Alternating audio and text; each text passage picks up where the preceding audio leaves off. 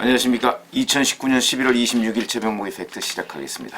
오늘 조간신문들을 보면 여기저기에 유재수 전 부산시 경제부시장의 얘기가 나오고 있습니다. 이제 조국 사태에 이어서 거의 유재수 사태가 된 그런 느낌입니다. 왜 그러냐면 유재수 전 경제부시장이 금융위원회에 근무할 때 청와대 특감반의 감찰을 받았는데 그 감찰을 누군가 중단하도록 했고, 근데 그 중단하도록 한 최종적인 사람이 배후가 누구냐 하는 부분인데, 조국 당시 민정수석까지는 지금 이제 어느 정도 확인이 됐는데, 자 그럼 조국이 끝이냐 아니면 조국 그 뒤가 더 있느냐, 이런 부분입니다. 지금까지는 대체적으로 조국의 뒷배가 또 있다.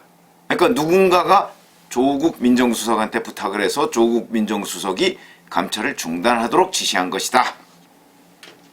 이게 현재까지의 그 취재 결과를 종합하면 대세입니다. 왜냐하면 그럴 정황들이 여러 군데서 나타났기 때문이죠. 자, 그런데 오늘 아침 잠깐 보겠습니다. 우선 노컷뉴스라는 데에서 보도한 것을 보면 특감반원이 당시 그러니까 유재수 금융위원회 금융정책국장을 감찰했던 특감반원이 조사 중단 지시가 나온 뒤에 이게 뭐 상황이 좀 이상하게 돌아가니까 본인이 그 당시에는 이제 국회 그 정무위원회 수석 전문위원회였습니다. 그런 유재수 씨를 찾아가서 내가 오해를 풀고 싶다. 사과를 할 수도 있다. 뭐 이런 식으로 얘기를 했다는 거죠. 그게 대략 작년 4월에서 6월 사이입니다.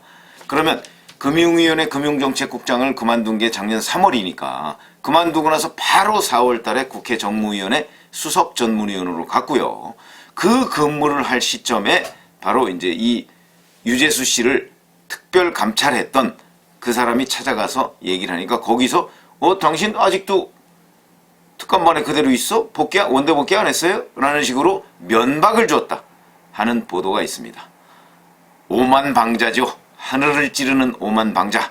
왜 그러냐면 그 당시에는 이미 내가 얘기해가지고 윗선으로 이렇게 해서 내 감찰은 중단됐고, 그러니까 나를 감찰했던 이 친구 원대 복귀한다고 그러는데 왜 안 했지? 약간 그런 느낌으로 면박을 줬다는 기사가 오늘 아침 노컷뉴스에 나왔습니다. 그 다음에 조선일보를 보면 당시 그 유재수 전 경제부시장하고 노무현 정부에서 같이 근무했던 사람은 이호철 민정수석, 또 김경수 행정관, 이런 사람들이었다. 그건 무슨 얘기냐면 이런 사람들이 부탁을 받았을 가능성이 있다는 암시, 물론 기사에 그렇게 쓰진 않았습니다만 그것으로 보입니다. 그 다음에 조선일보 보도는 또 당시 실제 그 유재수 씨를 감찰했던 사람이 특감반의 이모 수사관인데요. 이 이모 수사관이 최근에 특감반의 감찰을 중단했다 하는 사실을 인정했다고 합니다. 왜 그러냐면 이 이모 특감반원은 사실 그동안에 그 감찰 중단 사실을 인정하지 않았다고 합니다. 그러다가 최근에 검찰이 진술을 요구하니까 번복했다. 왜 그러냐면 지금까지 검찰이 유재수 씨에 관해서 약간 긴가민가 했던 내용 중에 하나가 바로 특감반원을 거의 전원을 조사를 했는데 그 중에 대부분이 일치된 의견을 내놨는데 감찰이 중단됐다고. 그런데 막상 감찰을 했던 이 이모 수사관이라는 사람은 계속해서 이거 외압이 없었다. 감찰 중단하지 않았다. 그냥 뭐 어쩌고 근거가 미약했다. 뭐 이런 식으로 진술을 했다는 거죠.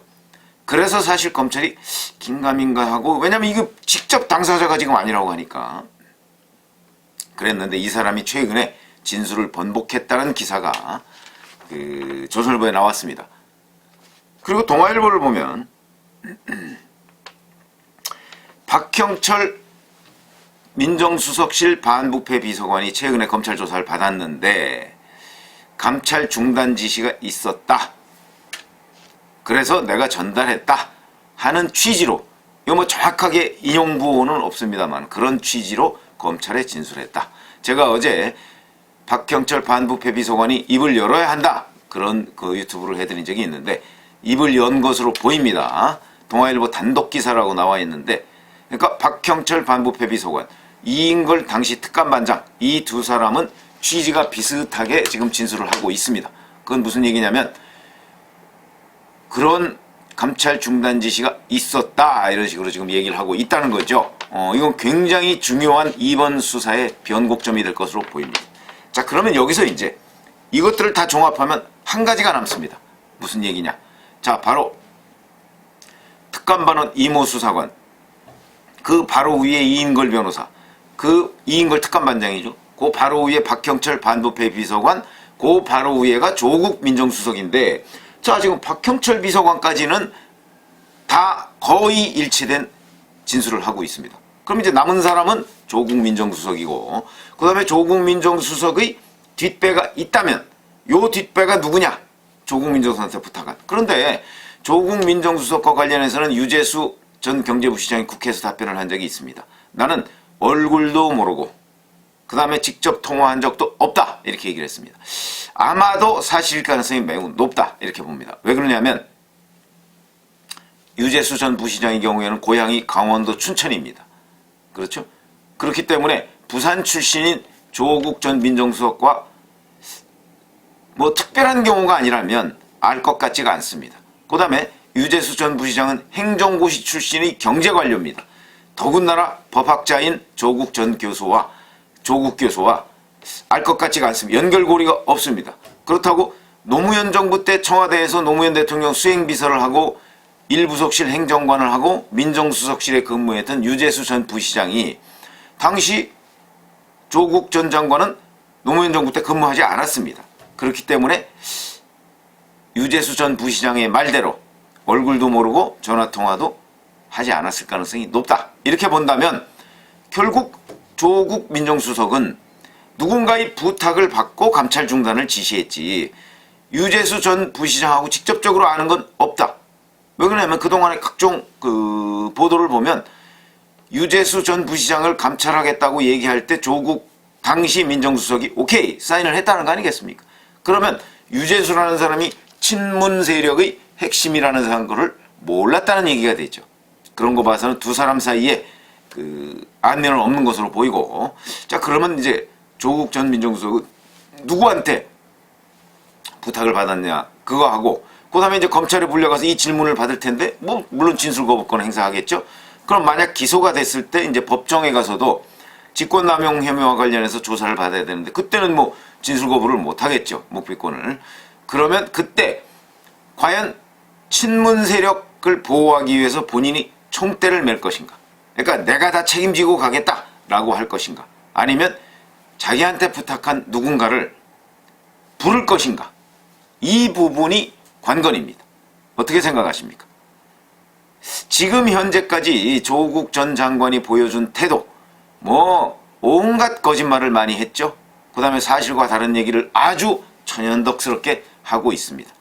그러면 근데 이건 다른 문제입니다. 본인이 직권남용 혐의와 관련해서 처벌을 받을 수 있는 내용입니다. 그럴 경우에 과연 조국 전 장관은 총대를 맬 것인가? 저는 맬 것이라고 봅니다. 이건 제 견해입니다. 거기에 대해서 섣불리 누구도 지금 얘기를 하기가 어렵습니다. 그러나 저는 제가 맬 것이라고 보는 이유, 첫 번째, 문재인 정부가 아직도 2년 5개월 정도 남았습니다. 참 많이 남았죠. 본인 재판 아마 1년 남짓이면 대충 끝날 것으로 보입니다. 기소가 되더라도. 그러면 문재인 정부가 오랫동안 남았는데 과연 그 기간 동안에 조국 전 민정수석이 재판을 끝나고 그러는데 문재인 정부하고 척을 져서 과연 본인한테 도움이 될까 하는 생각을 할 겁니다. 많이 남았기 때문에. 그러면 그 전에라도 어떤 식으로든 이걸 빨리 해서 뭐 사면복권을 한다든가 뭐 이런 식의 본인의 면책의 공간, 이걸 좀 아마 확보를 하려고 할 것이다 라는 차원 하나. 그 다음에 두 번째, 지금까지 검찰개혁이라는 미명 아래 얼마나 조국 전 민정수석에 대해서 문재인 대통령과 여권 인사들이 지원을 했습니까? 그거에 대한 약간의 보답이 필요할 것이다 하는 부분이고, 그 다음에 또 세 번째, 조국 전 민정수석이 여기서 사실은 나한테 부탁한 사람이 누구누구예요 라고 얘기를 한들 본인이 책임을 벗어날 수는 없습니다.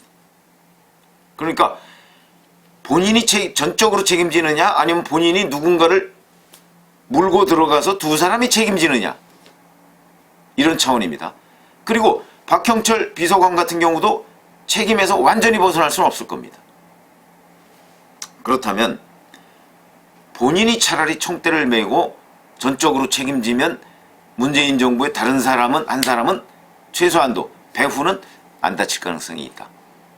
그렇기 때문에 제가 보건대는 문재인 대통령한테 의리를 지키는 측면, 그 다음에 자기가 어차피 예를 들어서 이인걸 특감반장이나 박형철 비서관처럼 만약에 나는 그냥 아래에서 올라오는 보고를 조국 수석한테 전달만 했을 뿐입니다 라고 얘기하면 어느 정도 대부분 본인의 책임은 면할 수 있습니다. 그러나 제가 보기에 조국 당시 민정수석은 그 책임의 대부분을 설령 누군가의 부탁을 받고 내가 감찰 중단을 지시했다라고 할지라도 지시한 주체가 본인이기 때문에 대부분의 책임을 본인이 면할 수가 없습니다. 어차피 책임을 져야 됩니다. 물론 그 책임이 큰가 작은가 이런 문제는 남지만 그렇기 때문에 아마도 본인이 여기서 총대를 메고 이 사안을 매듭짓는 것이 오히려 본인의 장래 한 2년 뒤쯤을 바라보면 그리고 문재인 정부 그 다음 정부를 바라보면 이익이다 이렇게 판단을 할 가능성이 매우 높다. 그래서 지금까지 계속해서 청문회 같은 데 나와서 사실은 그 첩보의 근거가 미약했습니다.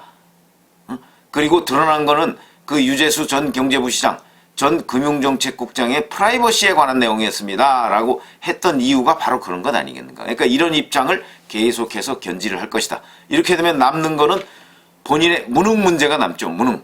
민정수석으로서의 무능.